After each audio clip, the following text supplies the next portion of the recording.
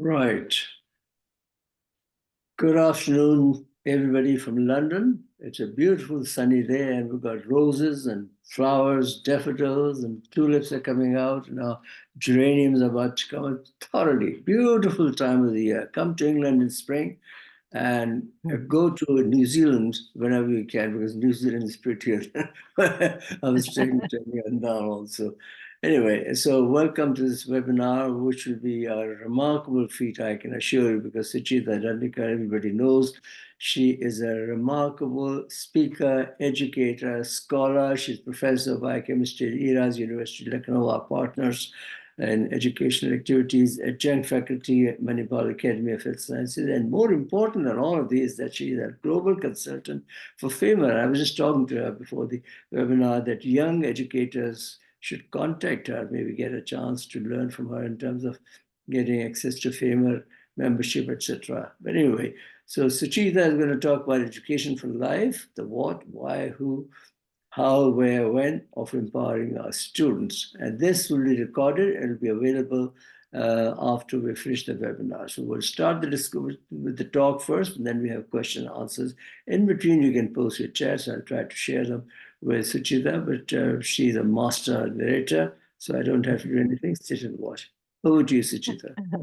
Thank you. Thank you, Dr. Zaidi, for being so kind.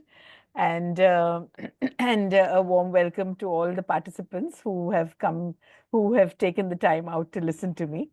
This is a topic which is very dear to my heart, and I have some confessions to make, in the sense, part of it I had spoken as part of an oration that I gave in the month of June, and then later on a small part which I talked about in as part of a webinar at the Parul University. So education for life, the what, the why, who, how, where, when of empowering our students. Uh, The Elephant's Child, this poem by Rudyard Kipling, is something that I keep reading, and I've been reading ever since I was in school. And I think whatever endeavor I take, this uh, poem, it becomes a part, and these men, these six honest serving men, become a part of my being. And that is the reason why maybe I remain just as curious as I used to be as a 18-year-old, maybe. So the poem, most of you must know, but I would just like to read it out to say, which says, I keep six honest serving men. They taught me all I knew. Their names are what and where and when and how and why and who. I send them over land and sea. I send them east and west. But after they have worked for me, I give them all a rest. So beautifully written by Rudyard Kipling. And it, of course, goes on. There's some more to it, but this is the gist of what I feel our life should be all about. And I hope that at the end of this session, you will be able to understand the what, that is, explain the significance of education for life, the why, justify the reasons of involvement of the many stakeholders, the who, identify the responsible stakeholders, the how, relate to the motivating factors and barriers to help achieve a balance, the where, how will you assess the success of these interventions, and the when, devise strategies to encourage harmony in real life situations. So with that, here goes.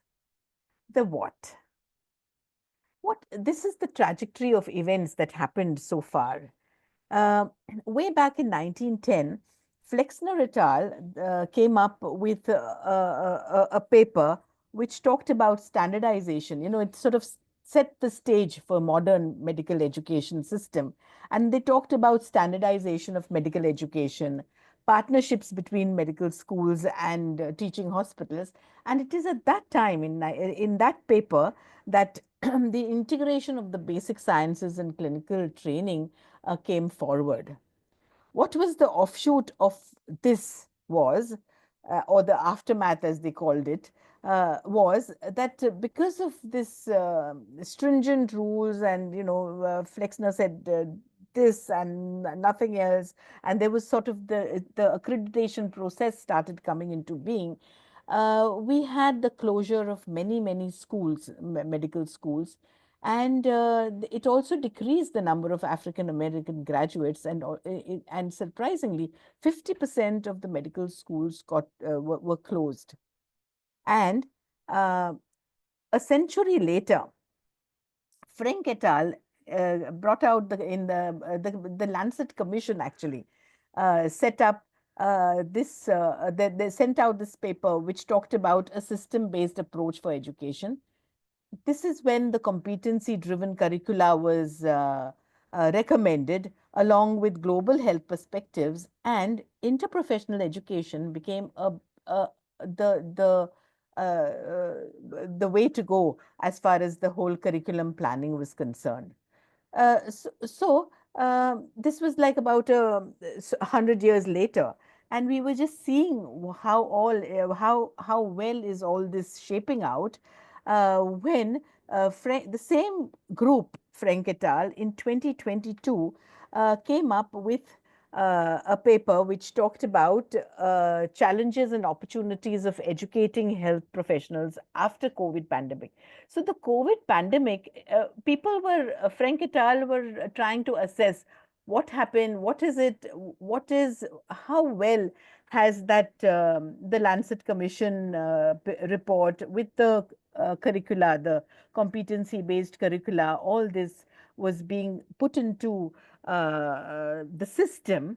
They were just thinking of looking into and analyzing how well it is done when COVID happened, and challenges and opportunities for educating health professionals after the COVID-19 pandemic was one aspect that they felt they should think of. And it is when the same in Lancet again, we have this adaptive response to the disruption of the education of health professionals, when they talked about a response being the education for life. And that is the topic of what I wanted to discuss with all of you today. And they said that there are a number of dynamic factors that will stimulate this change, and this being new educational technologies, along with the transformation of the health systems, which will lead to many dimensions, that is, learning throughout life. We cannot just rest on past laurels and say that, okay, this is what I've done and that's it. No, we need to understand that keep learning should be our motto. Learning to promote and restore healthy lives, that is one more dimension.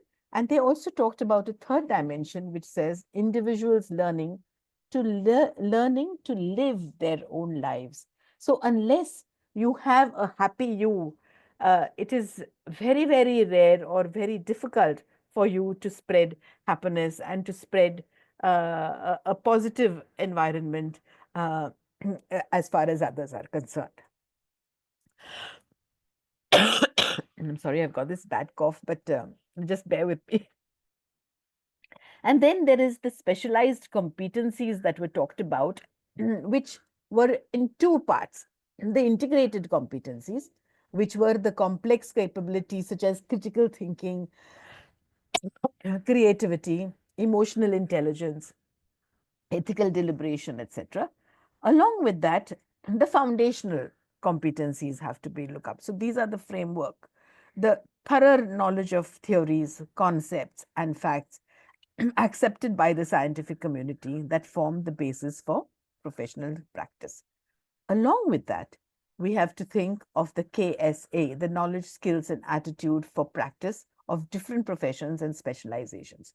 So each one of us within our system will have some competencies to think of, but we cannot forget the complex capabilities such as critical thinking and the knowledge of theories and concepts on which all that we do will be based on.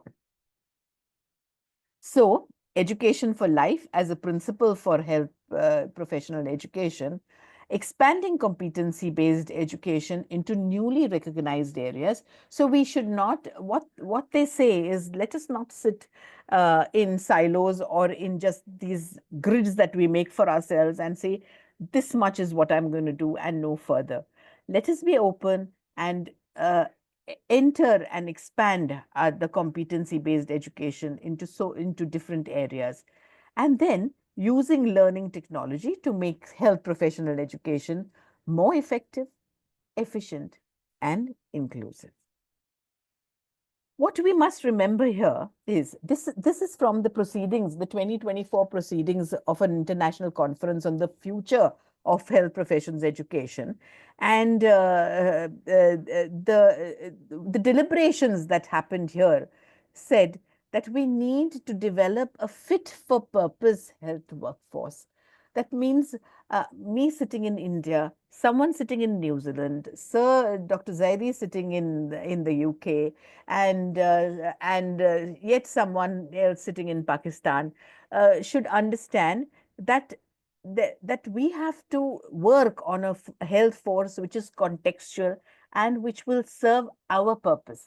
There cannot be one size that will fit all, and that is the reason we need to fit for the purpose. Along with that, health professionals need to improve their communication skills. Whatever is misunderstood or goes haywire is very often later on related to communication skills. And that is the reason why I think, even when we plan our programs and our the CCHP, the PGDHE that we run with that SIVU runs, and we sort of help do it, the Era University. We ensure that the communication skills is one important component of that of the course. Introducing new, one thing that all of us should remember is introducing new competencies means leaving space in the curriculum to include unexpected learning opportunities. That is what I meant by saying that we cannot just have this one grid and say, now we cannot move. We have to be able to uh, introduce new concepts as and when we can. And there has to be a willingness to tear down orthodoxy with respect to practice, accreditation, and licensing is needed. Students want to learn. This we learned during the COVID pandemic. Students want to be on the front lines and can help to fill gaps in the delivery of healthcare services.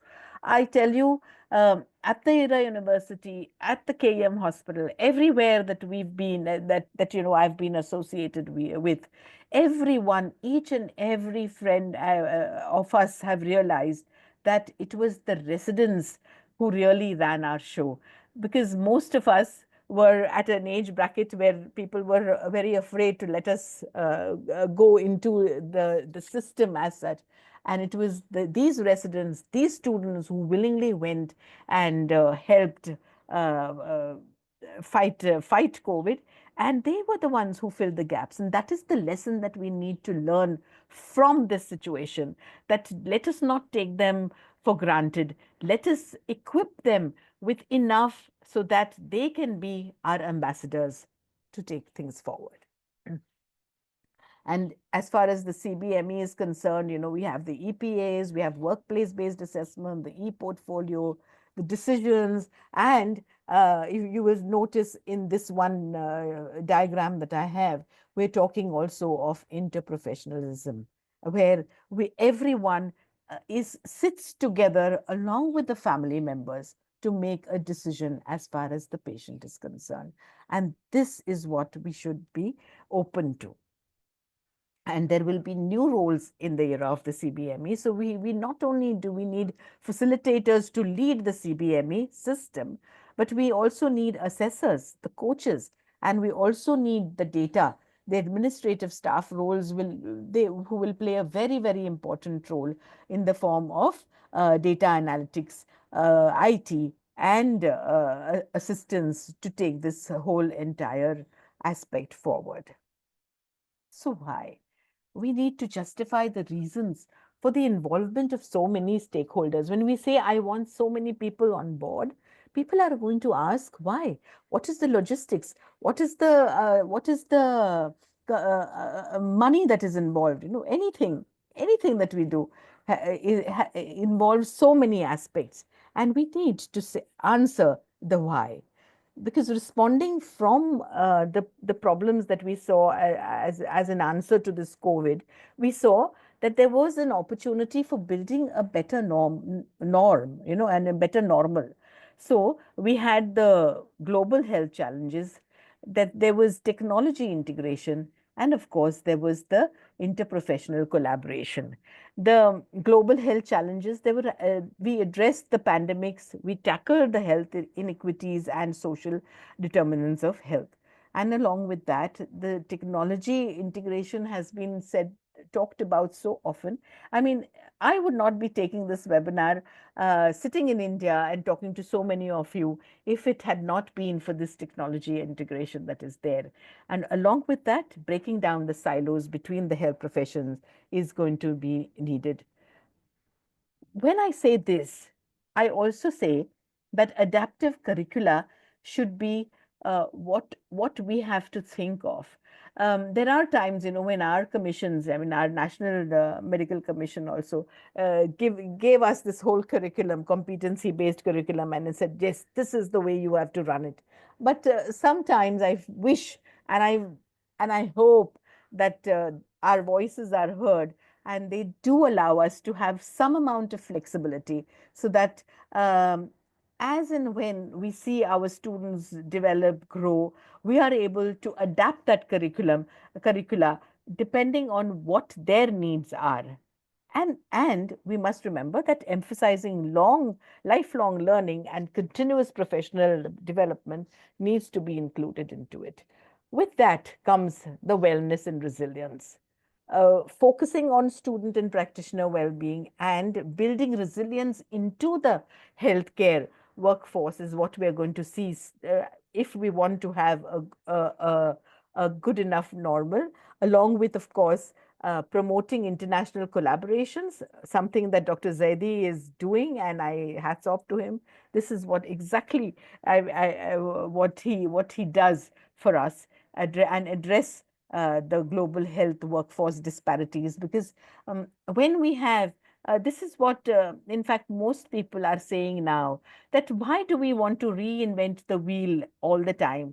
Why don't I have my uh, lectures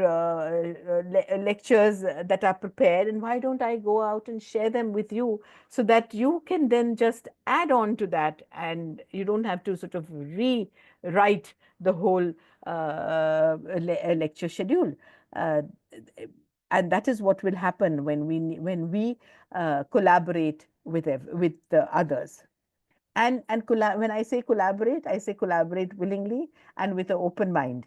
There is no need for us to sort of be hiding things.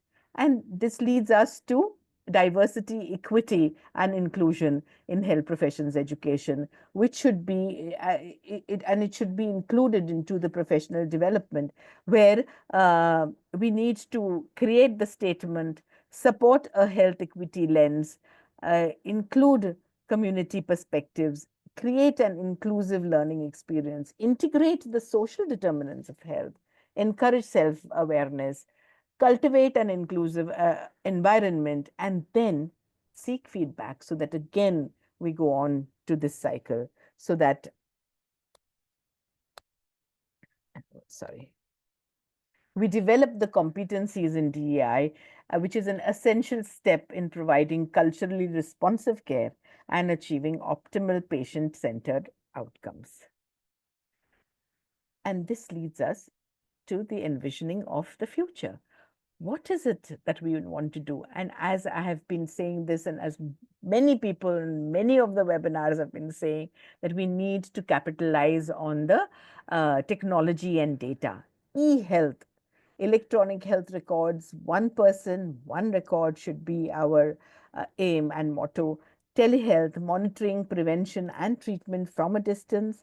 All our the e-health should be data-driven, automation, prediction, decision support, and of course, machine learning and artificial intelligence is all that we have there, along with e-prescribing and e-appointments. And mobile health is here to stay. So all this is something that we have to think of, along with the language learning models. With using these, we will be able to blend technology and personal engagement, and we will also be able to have adaptive learning platforms, which will all be powered by the LLMs. Of course, there are some challenges and considerations to be done. We have to be sure, and that is why we have to look into the accuracy and reliability, the ethical and privacy concerns, and last but not the least, whatever is done, supervision is a must. So by integrating the LLMs, we can enhance the learning experience, making it more interactive, personalized, and accessible, while also preparing students for real-world clinical practice. Well, we said the why, but who should do this? And who will help us with this whole process? And that just comes, I mean, a lot is there on our educators, but we should remember that our roles will change. We will not be just the same old educators as we were earlier. We will change into diagnostic assessors, where we need to find out what is it that needs to be assessed and how. We will be content curators. As I told you, we curate the content, and we can also exchange the content. Technology adopters, learner-centered navigators, and professional coaches. We will assume clinician role models. That is that the students, the more we act as, we not, I hate the word act as role models. We should be good role models so that the students just look up to us. And learning environment, designers, engineers, architects, and implementers. We will, because the whole um makeup of the classroom will change. Everything will change, and we will have more open classrooms. And that is the reason why we need to be able to work with the designers and the architects to put this forward and to make this happen. So innovation in education and assessment is something that will definitely take place. This book on digital age, teaching in a digital age, we have Bates, who had this diagram on what the teacher will need to do, encompassing a common cultural background. The teacher will have to understand the learner characteristics, the content of what needs to be taught, and how it has to be taught. So the teacher should be aware of the content goals, the resources, the structure, the activities. They should hone the skills for discussion, practical activities, and the critical thinking activities. You know, this is so much that is expected of of the teachers, but this is something that all of us should learn to hold and give the learner support, along along with providing the resources, the technology, and the assessment, which will include the tests, the projects, the essays, the e-portfolios. There is so much that the faculty will be expected to do. In the same chapter that Bates wrote, Tony asked the readers to say, why, if this is the diagram that I put forward as far as the faculty is concerned, why don't you think of what will the students think, and what will be the students' perspective of their learning environment? And that is when I sent him this diagram that is on the left of this chart, and he has published it, all thanks to him, in the digital book now. So this appears, and I thought, and I said that when it comes to our students, their characteristics, learner characteristics, will be of importance, along with what kind of skills will they need to hone, right from reflecting, self-directed learning, acquisition of psychomotor skills, etc., along with, let's not forget, the communication skills. And they will also be looking at the teacher characteristics. What kind of a teacher are they looking out for? And empathy, the cultural sensitivity, the mentoring that goes on in it as far as the environment is concerned. along with the settings. What are the settings? The student-teacher ratio, the hybrid mode of teaching, the campus, the size of class, and let us not forget the hidden curriculum. And then there is the assessment and the resources, and along with the resources, you will see that I have a large arm that came out of the resources, which included the technology. And I made it a point to talk about internet continued connectivity, because so many of us staying in areas where sometimes we could lose our connections, and we have to think of that as well if we're thinking of hybrid mode of teaching.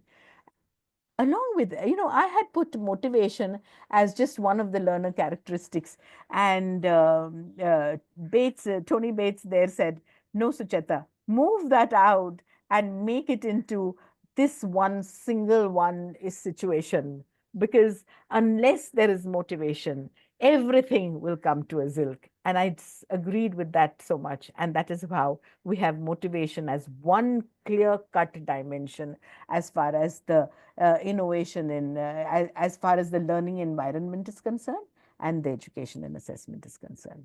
Let me tell you, I really enjoyed doing this diagram, and which then I saw that Hardin had come up with a changing role for the medical students. And they talked about, they have a book by Elsevier. It's an e-book, and they have talked about the changing role of the medical students, and where we have to treat them as adults, and and they will be information processors. They can be our curriculum collaborators. They can tell us what we need to do and what we can change. And they will be our facilitators of learning, professionals, scholars, assessors, and teachers. So often we have used them as teachers. And now, I mean, very often in class, I use them as assessors. Suppose I have a early clinical exposure case, and I'm a biochemist, by the way. I mean, Dr. Zaidi did talk about it. And when I introduce a case to my students, when I'm taking a biochemistry class for our undergraduate preclinical first year MBBS students, at that time, if I give them a case and I ask them to assess, talk, or write something, in the class itself, if they write a paragraph related to the case, I just make their partners assess the other students' book, and make them exchange. And there I have a whole module assessed over there in the class itself. So what we need to do is, of course, we need to give them a novel answer and give them the answer, and then they can be used as assessors. And I have noticed that people will grow and they will have changed over the years, and the maturity that they show is tremendous. So these are the key features of the medical school of the future. From being sitting in an ivory tower, we are going to move to the real world and authentic curriculum. From just-in-case learning, we are going to be in just-in-time learning. There is going to be a basic sciences and clinical medicine integration, which already is there happening, and we have to look at the impact of that. Importance of teaching and teachers recognized, I hope so. Students will be our partners, and the earlier slide showed that. And there will be, instead of being a mystery tour, what comes in the mind of the teacher that will happen? There will be a map journey, an adaptive curriculum, along with a creative use of technology. And the whole assessment will be focused on assessment for learning and not of learning. And there will, instead of working in isolation, we will all work in collaboration. So this is what the future will be having for us, will be there for us. And that is why the classroom will change. The layout of the classroom will change immensely. Flexible assignments will accommodate the multiple learning styles, and we have to change to that, along with virtual and augmented reality, which will change the educational landscape. And of course, the massive open online courses are here to stay, and other online options will impact education. And I'm sure Dr. Zaidi and all of us with our ERA CIVU courses are seeing that impact slowly as time goes by. And we're very happy about the situation that we are in. So, connecting young people to a meaningful course of study and practice will build their confidence in institutions, in each other, and in the future. And it will strengthen their belief that what lies ahead is better and that they have an important role to play in defining and creating a better future.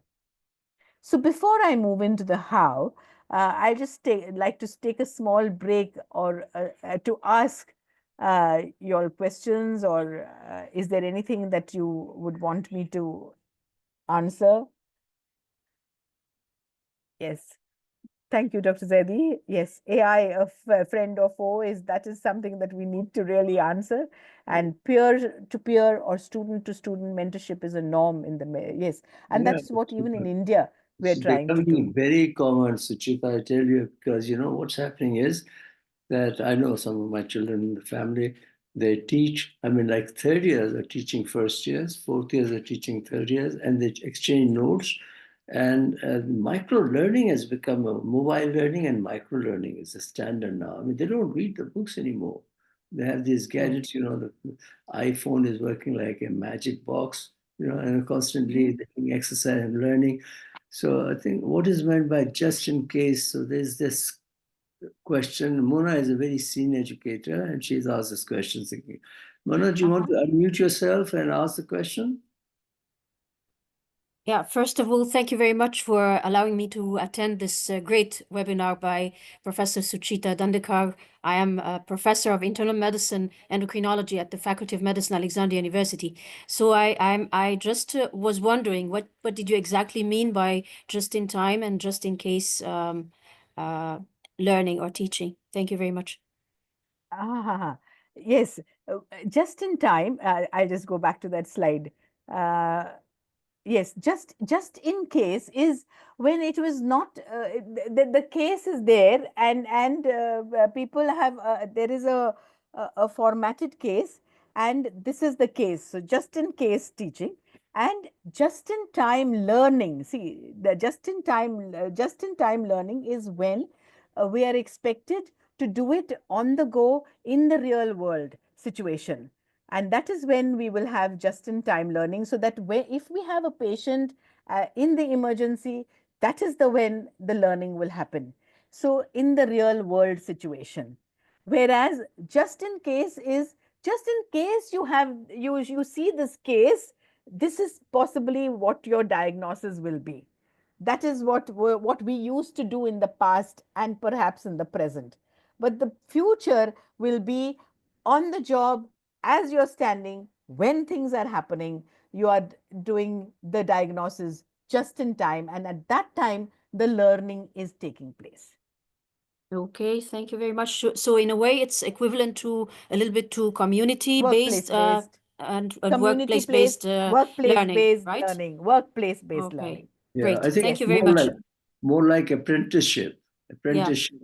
It's a very big debate going on at the moment in UK because they're encouraging students, young people who come out after GCSE, not to go to the university but take up apprenticeship, become a plumber. It's amazing debate. UK has become a different country. There was a time that they go to Cambridge and Oxford, Imperial, and now they say no. Stop because you don't get a job, do apprenticeship and become a plumber, etc. Now, I will not encourage that at all. But of course, the point here is a very valid point, as Jida, that Yes. apprenticeship, learning on the job, is the best way On to. the job. Yeah. Yes.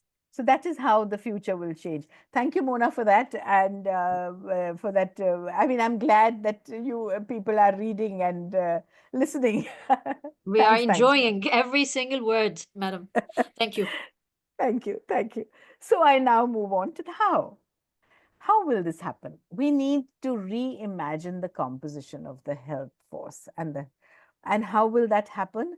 With, as you just mentioned, Mona, and Dr. Zaidi talked about community engagement. There has to be collaboration across sectors. Health equity and outcomes has to be looked into. But with this community engagement, we mean the health force, the medical products and technologies, public health functions, health service delivery, and the governors and financing. I just love this slide very much because, it just didn't talk about governance. It talked about the financing also. And as doctors, as clinicians, as people working in the health force, finance just doesn't come to us at all. And that is what we need to hone as far as our students are concerned also. And of course, the interprofessional collaboration. We need to also learn across countries. Reimagining healthcare delivery in low resource settings has been, what we are trying to do in India also. 6 mutually reinforcing dimensions of the future of the public health is talked about here. And working in low resource settings can drive innovation. We can engage students in clinical care at an early stage in their education, empower community workers as health agents. And I have seen this myself. When we work with our IITs, we have the Indian Institution for Technologies, which is, of course, very famous because most of our IITians move out abroad. But we have this biomedical sciences here, there, a whole new uh, uh, building and multidisciplinary approach where they are now having startups where they will make small gadgets which will help us in the community. And so the engineers are collaborating with the biochemists, with the doctors, with the surgeons to build very, very own Indian gadgets which can be used in the community. And that is a way to go. And I'm hoping that the startups that are there in India may help them to remain in India and not go away and be a part of the brain drain, if I may say so. And that is why we will need to re-examine the role of the university. The university shall need to design an open architecture to meet the changing needs of the professionals throughout their careers, become more responsive to the diverse needs of the learners, shift to a system of education for life, learning to promote and restore healthy lives, health professionals learning to build and sustain their own healthy lives. The time has come when I have read Ayn Rand, and I've talked and the virtue of selfishness. I don't. It's a very old book, but it still has a lot of meaning, and I would encourage all of you to read it. It's called The Virtue of Selfishness. And that is what we all should also be, a little selfish, because we also need to build our own healthy lives too. There's no point in ignoring ourselves.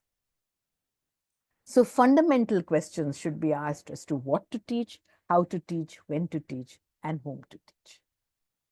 So to empower the students to transform health and inspire them to serve, it begins with emphasizing the clinical skills, professionalism, communication, and also the social determinants of health very early in their training.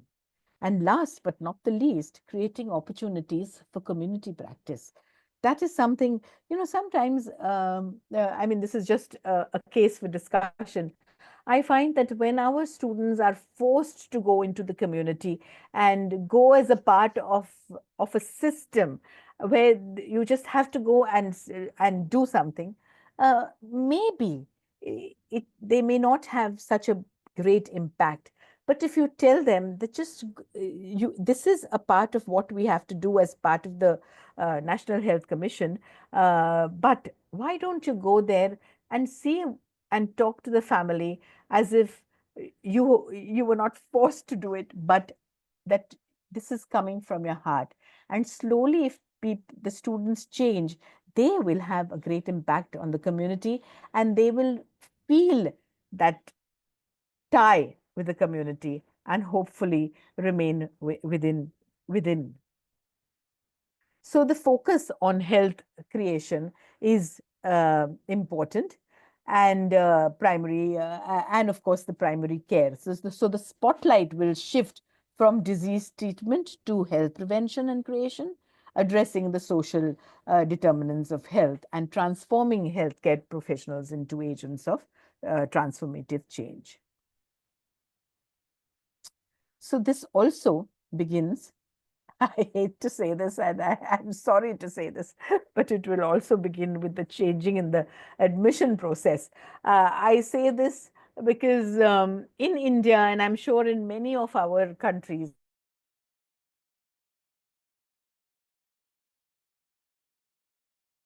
we're dealing with a large population and a huge country with so many diverse states, etc., that how can we actually effectively change the admission process is something that is being now really dealt with and as is being deliberated about.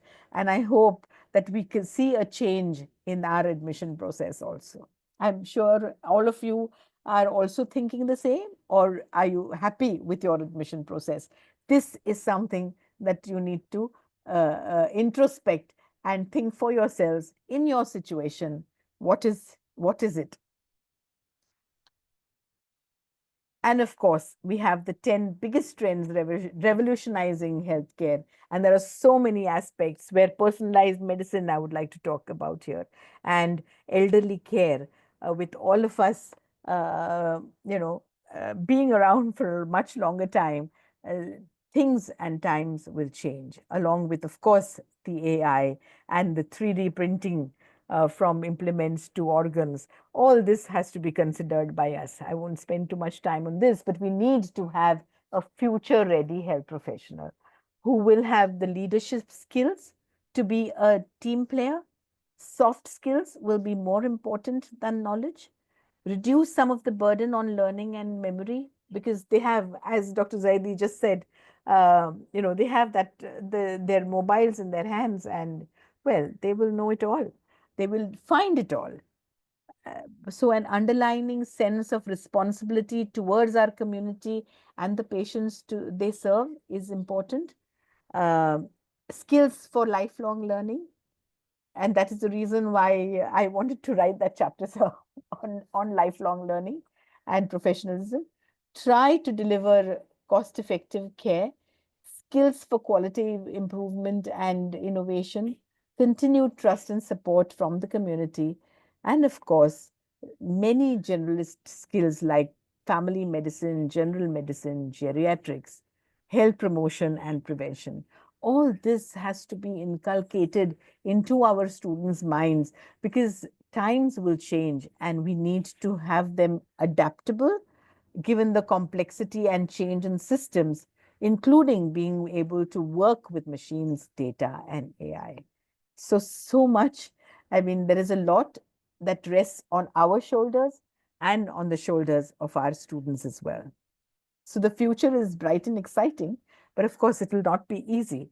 The challenges facing our healthcare system are great, and the key to overcoming these challenges lies in the education that we impart and how we prepare our next generation of health professionals. So, where will this impact be seen? That leads me to the next question. And that will be seen largely, as you see in this cloud, in the community and in the people, and as far as the social obligation is concerned. So when this is Bullen, way back in 2016, they came up with this scale, the social obligation scale, and they talked about moving from responsibility to responsiveness to accountability. And responsible is our most of our graduates are responsible. They show responsibility when they go into the rural area, into the urban area, when they take up these projects. So they're good practitioners. But when they will show responsiveness when they rise to the occasion of a pandemic, of a drought, of a famine, when they when they're inspired from the data and they meet the criteria of professionalism. And of course, the evaluation will be the outcome. Where we saw this ourselves during the COVID. How everyone was responsive to the COVID pandemic is the reason why we are today. That is the situation. Along with that, of course, we need to move towards making our health professional schools accountable. And in fact, we will build them as socially accountable schools. So they will be contextualized and they will be within the system. And the health system will serve as the change agents. And the school will be working within the community and for the community. And that is when we will have when we will be accountable to the community, and we will have our health partners who will assess us. So that is the ultimate, the icing on the cake, being a socially accountable school. And that is when we will need to produce the socially accountable graduates.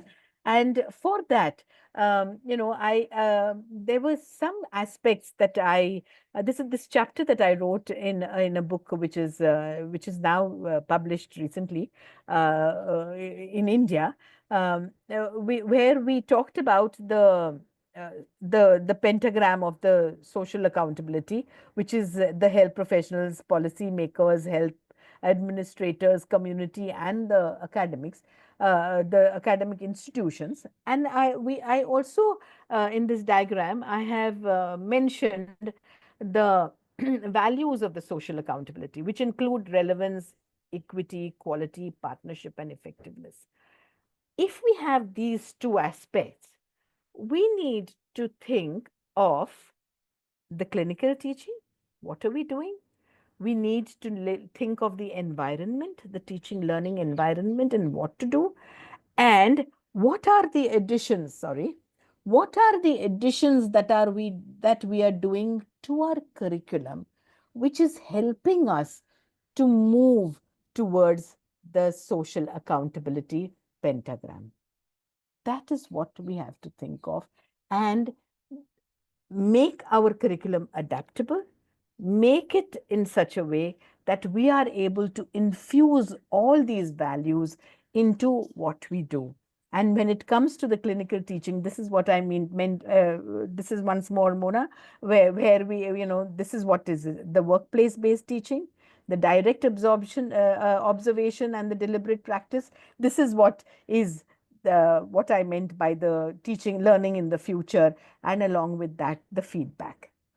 Remember, whatever our students do, if the feedback for a performance is not given, everything will result in a zilk. And that is the reason why we need to hone that. And of course, the positive learning environment, interactive contextual teaching, and we need to engage the teachers to the needs of the learner. So all this together will help us slowly nurture social accountability. And by framing the future changes in the healthcare through the lens of the social accountability, we ensure that tomorrow's health professionals are not only competent, but socially responsible and responsive to the needs of their communities. And of course, this is what I have said already, that education for life becomes a principle. Use of competency-based education in newer areas should be what we have to think of, where climate change and health, One Health, and planetary health will also be included, along with, of course, AI, machine learning, telemedicine, and everything that we've talked about so far. And transitioning from assessment of learning to assessment for learning will foster trust in the system, emphasizing enhancement. I'll take a small break here again. If there's anyone who would like to discuss, talk about their own experiences, just I mean, this is a webinar where there is no black and white. We're all thinking or talking about shades of gray, and that is what I want you to think out of the box. Think what else, as far as education for life, what else can you do, and can we do together globally? Can I say something? Yes, please, Zaid. Go ahead. Said Jaffe here. Yeah. I think you've mentioned a very important part, that is social accountability. And for a very long time, I used to think about the doctors who do become doctors and clinicians and reach to their high levels. But I've always thought that they were not meant for this profession. And there was, that part was also always missing in the part of the curriculum and the training. I'm talking about 20, 30 years ago. So, I mean, in the era where the artificial intelligence is really revolutionizing the medical education and the clinical practice also, the emotional dimension of the medicine remains really irreplaceable. While the AI can, simulate clinical scenarios, true. diagnose with precision, and personalize learning at scales, it cannot replicate the empathy and compassion and human connections that define patient care.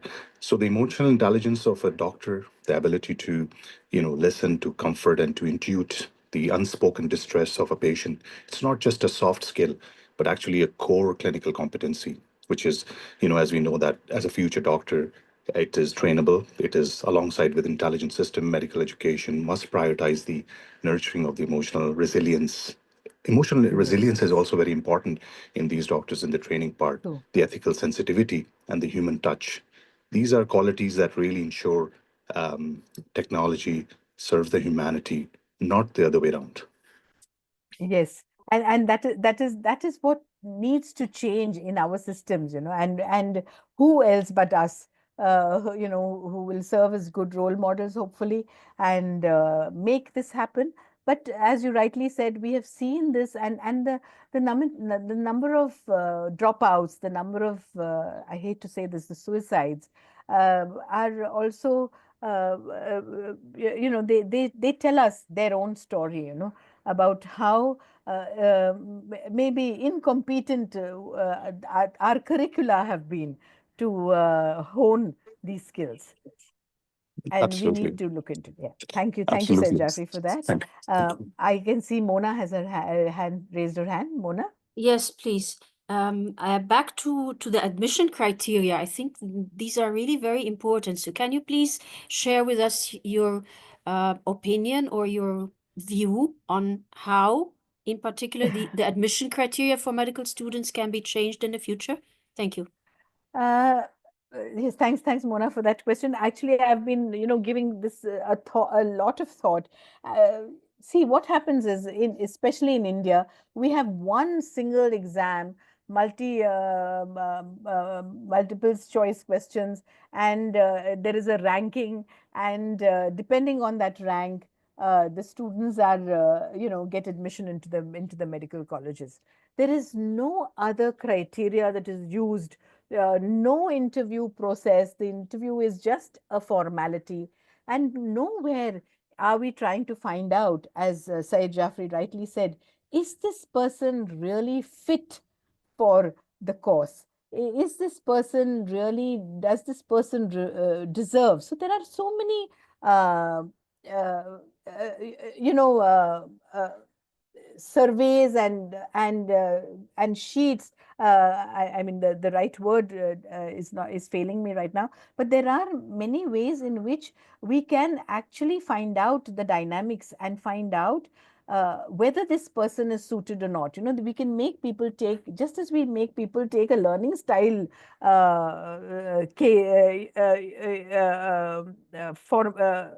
survey, or what is your Myers-Briggs Myers-Briggs dimension. When we ask students to do that, when we want to find out our learning style also, we take a particular survey. The similar thing we should have as far as the admission process is also concerned. I sincerely feel, that this, and along with that, a very, very intensive interview.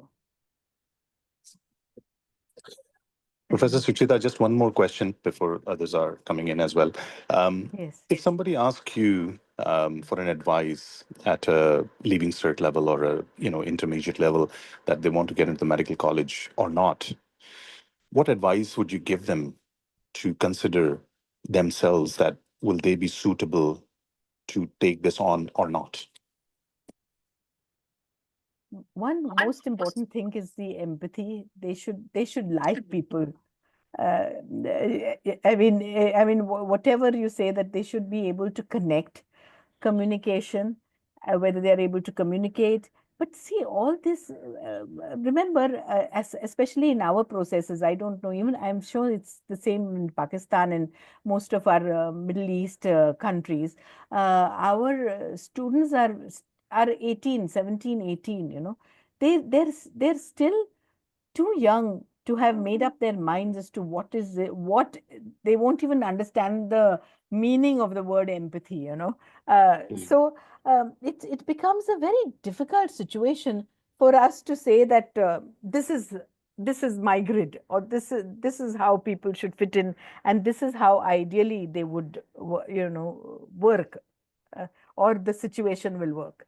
So it's a difficult situation, So and I would just like from your side, what do you think? This is what I say to anybody who comes to me for an advice. I said, look, you have to think about a profession for the rest of your life, that when you are in the lowest part of your emotion, you don't have to drag yourself to go to work. That's a profession you should get, where the profession actually becomes your hobby. And every morning, you really want to go there emotionally, intellectually, academically, and for your professional, well-being of that. So, that is the profession which you should choose, that you don't have to drag yourself every morning in the misery that you have to, oh my God, I have to go to the hospital now to see the patients, because that means you were not built for this profession.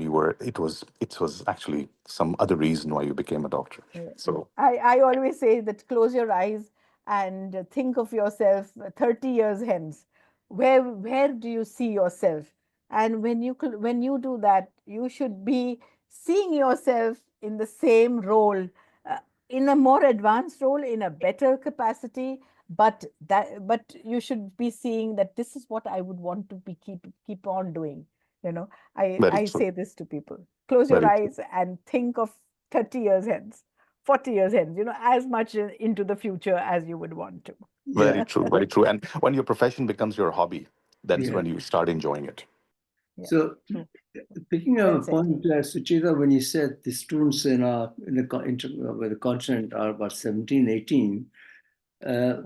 when you compare with this United States American system where they have liberal arts for 4 years, would that be a better choice, that send the students to liberal arts to do 4 years of philosophy or literature or whatever, history, etc., and get the concepts of empathy or emotional resilience and everything before entering medical school?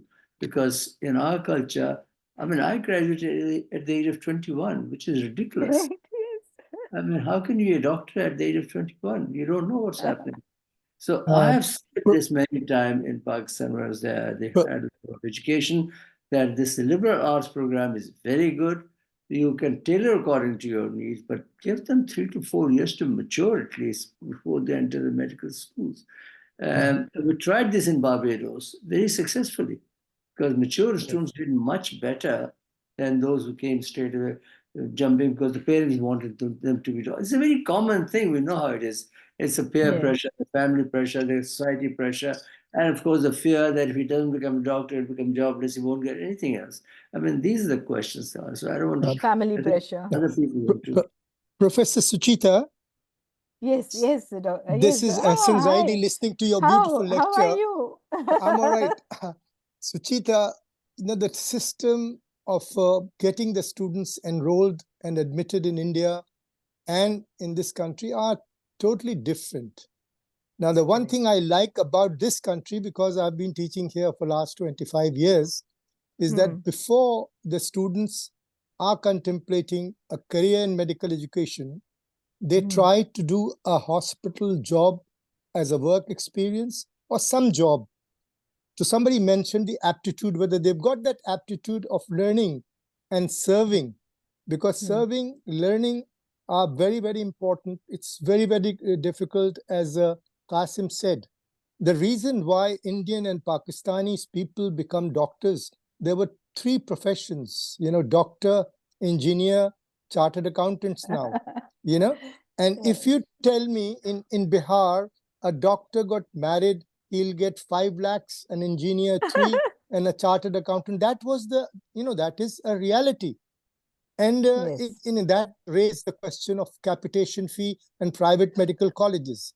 I remember, I mean, there was a very big conference on medical education, and the topic was, should we abolish the capitation fee in Gulbarga Medical College?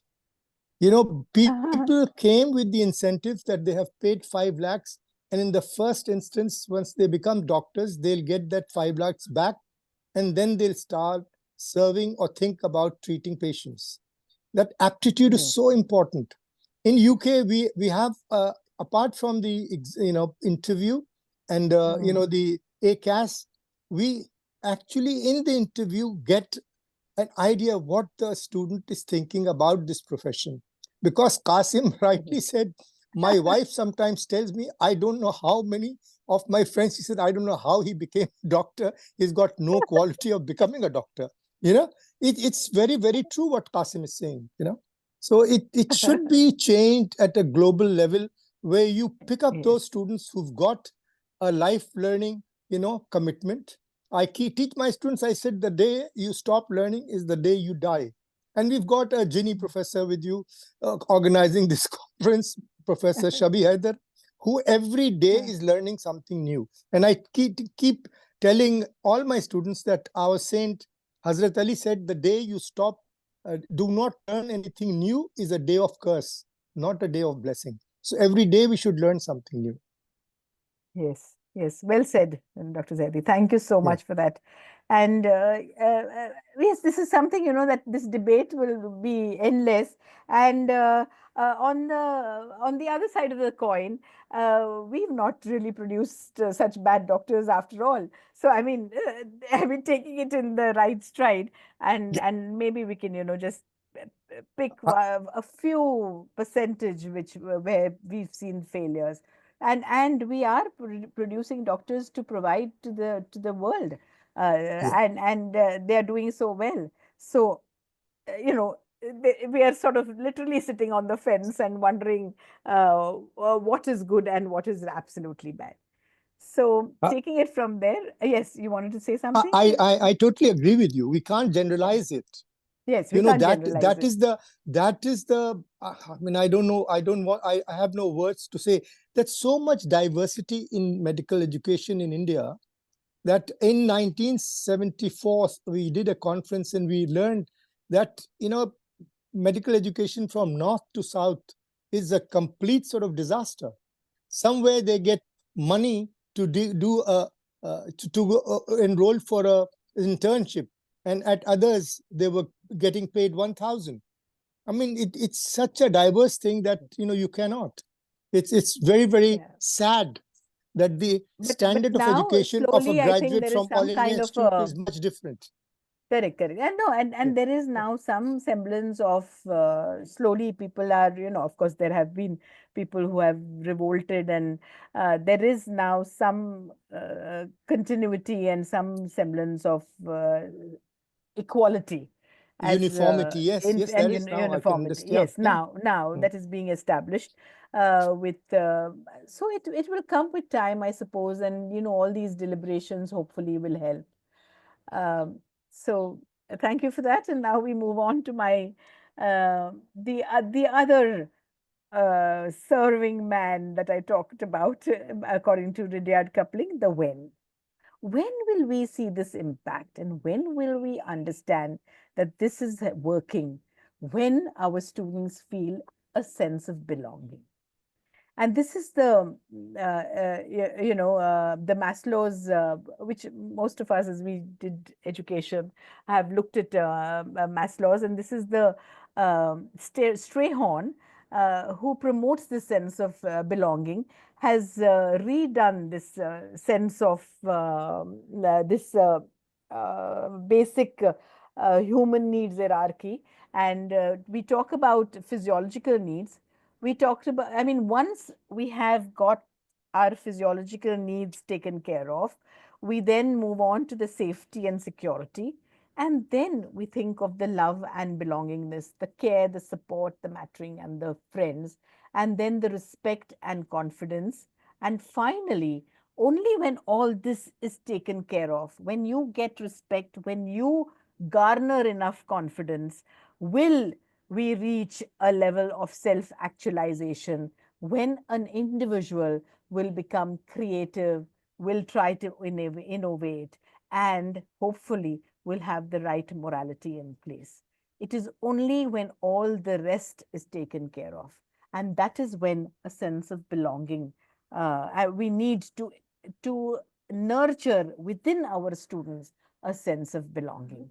So students perceive social support on campus, a feeling of connectedness, or that one is important to others in consonance with understandings rendered by other scholars. It is a basic human need and motivation sufficient to influence behavior.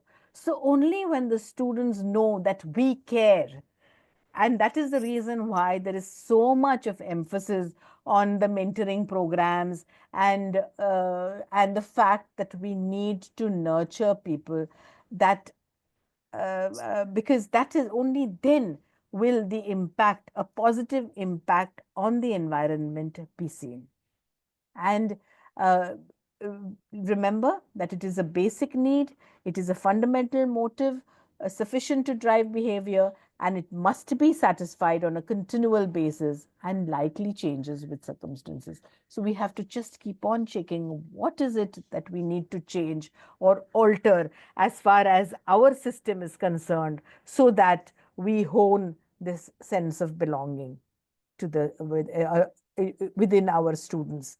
And individually, it will mean the mindsets and the identity and the beliefs. As far as the institution is concerned, there need to be policy changes, practices, programs, and the environments. And of course, the structural changes in the systems and the histories. The hidden curriculum is what we talk about so much. What we need to think about, along with the communities and the culture and the cues and the interpersonalness. All this will hone a sense of belonging. With that, we need to have an identity safety also nurtured into it. Yourself in all your forms is the excellent paper that I read by Bullock et al. In medical education, very recent 2024 paper, which talks about a grounded theory exploration of identity safety in the medical students. And here they talk about upholding personhood. We respect each other. We have a common agency to serve, and we nurture a sense of belonging. It is then when we will mitigate threat. And when will we mitigate threat? When we also identify the threat and we identify the safety. So what is this identity? The threat identity: unwelcoming environment, pressure to change. No, why are you like this? Why are you wearing this kind of a dress? Why should you do this? That is when there is this identity threat, and there can be socio-political threats also, which can which can lead to a lack of identity safety. And we should move to being safe. So, last but not the least, Be adaptable and flexible and not be disappointed when things do not work out. Inculcate the ability to accept failure, and it is okay to fail. Pick yourself up and get on with the job. This is not just for our students, it is for all of us in day-to-day life. I'd like you to watch this clip.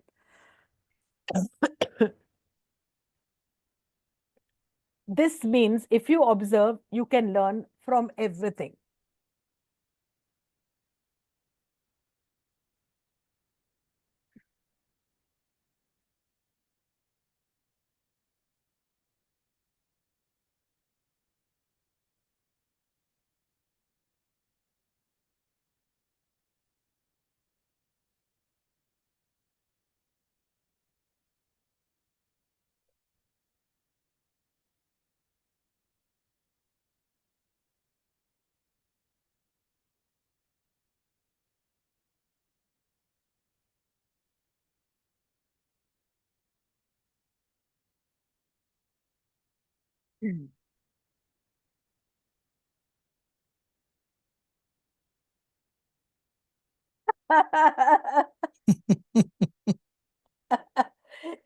This phrase encourages us to be observant and open to learning from every experience and situation.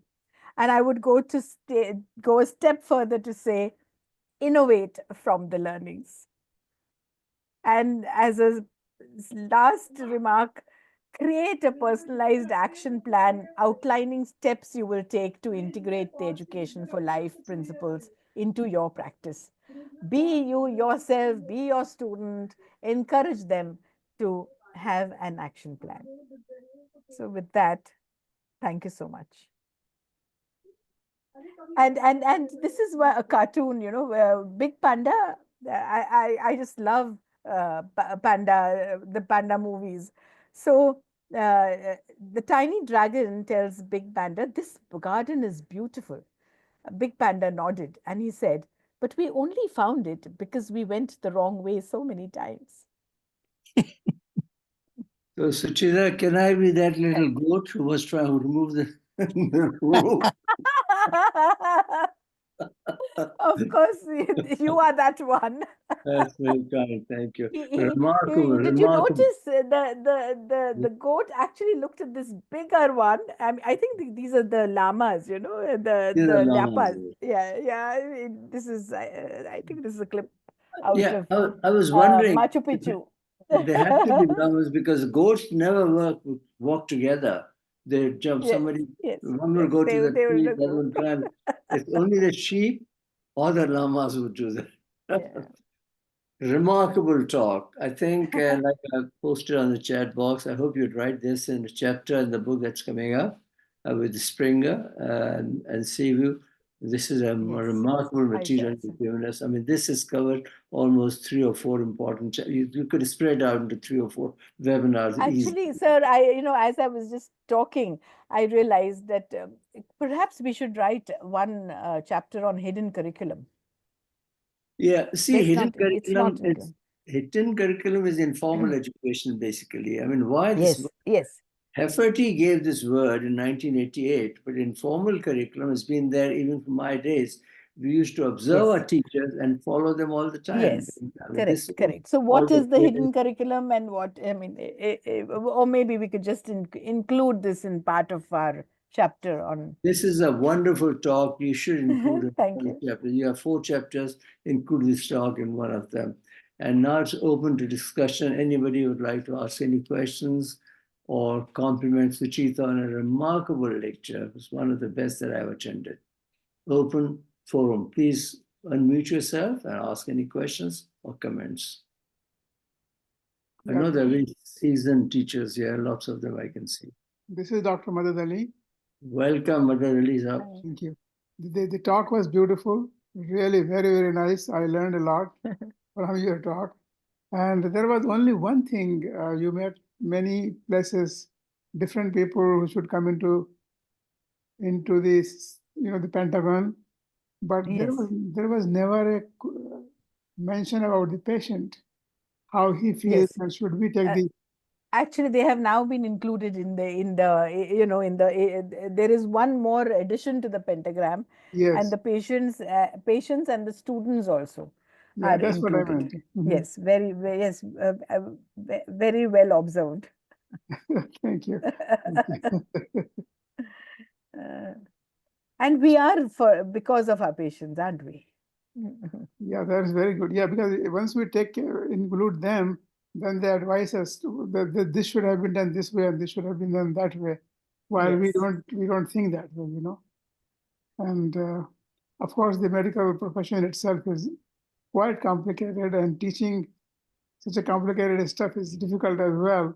But that's where the beauty lies in people like you who can actually put it into black and white and put everything together. So I really appreciate your talk. Thank you. Well Thank you. said, Dr. Madhurali. Adnan Good says evening, this. ma'am. Good evening, Adnan ma'am. says Kamal. 2:20 Uh, a.m. in New Zealand. Go uh, ahead. We so, have ma'am, a great talk Kamal as Shigri. usual, ma'am. Yes, ma'am. So, ma'am, I have one question, ma'am. What do you think, like, Yes. because you have suggested so many things like social accountability. So, these things, like in a normal dental setup, we are unfortunately not following. So, I want to ask if we could have we should initiate the first step towards this education for life. What would that be, ma'am? One would be making community practice very important, and that would be the first important aspect that you could do. And don't I mean, of course it will have to be compulsory, but see to it that you inculcate all your thoughts of empathy, etc. And uh, the competencies you will have to think of, especially I think the most important and the first thing that we need to change is our assessment. If we change our assessment into making them think critically, then and giving them if not real life situations, but at least cases where they will actually be seeing things, then they will be thinking of innovation. They will be thinking of so many other things, even in dental. No, I mean, I have spoken to so many of my dental students who have said, because they thought out of the box, they are able to do small innovations in their practice, which leaves their patients happier. You know. So these are the values that we should try and inculcate into our students. I mean, Yes, of ma'am. course, yeah. Because critical thinking at times, I think even the teachers for that matter, because more of like when we were as a child, at that time only more of rote memorization was stressed Correct. upon. And these Yes. things all we realized when we became a teacher that critical thinking is important. So, Yeah. yes, even And why? teachers need to, yeah. Why? And so what? What else? We have to keep on coaxing. The trouble is, we also don't have, the numbers are many, and we don't have Hmm. time to spend on a one-to-one basis. I mean, how I wish I could. Correct. That's why I know I enjoy myself with my PGs, my PhD students, etc. Because there is more one-to-one. There is more uh, Yes, just ma'am. being with your students. That's But true. hopefully, but even when it comes to a whole lecture, I don't decide that this is what I have to teach. I just Hmm. take one small component and I say, this is what I'm going to do. All this you Mhm. are going to be able to learn on your own. So please do it on your own. But let's Mhm. just chat and let's just talk. I spend at least Yeah. 10 minutes just chatting. Yeah, And it that's true, helps. ma'am. It Yeah, it helps. does. Because recently, unfortunately, I'm observing the number of students in the lecture classes is decreasing rapidly. Like they come for Hmm. practical classes, but they don't attend the lectures. So this could be one reason what you're telling, the lack of Yes, interest. don't overburden them. They will, if you have triggered their thought process, now they will read. And even if they know that there's something is important as far as that the exam is concerned, but just talk to them. With 250 students, 200 students also I chat. Mhm. Thank you, Sucheta. It was a Thank Okay. you, ma'am. remarkable talk, remarkable Bye talk. bye. Bye bye, Kamal. A lot of Thank you people so much. No. attended. So hopefully we'll continue and you will come back. Hopefully in the next CV is your personal domain, your domain. You can come whenever you feel like. You are one of the founders of this project we started 5 years ago. Now it's the 6th year and still we're going strong. Wonderful. So thank you, and thank you, participants. Whoever has asked a question, there are lots of questions in the chat box as well. Some will come back to you later on, but hopefully we'll meet again. And with these words, may I say thank you, Professor Sucheta Dandekar, and all the participants on behalf of CVU. Goodbye until we meet again. Thank you. Bye-bye, everyone. Bye. Thank you. Bye-bye. Thank you. Thank you. Thank you.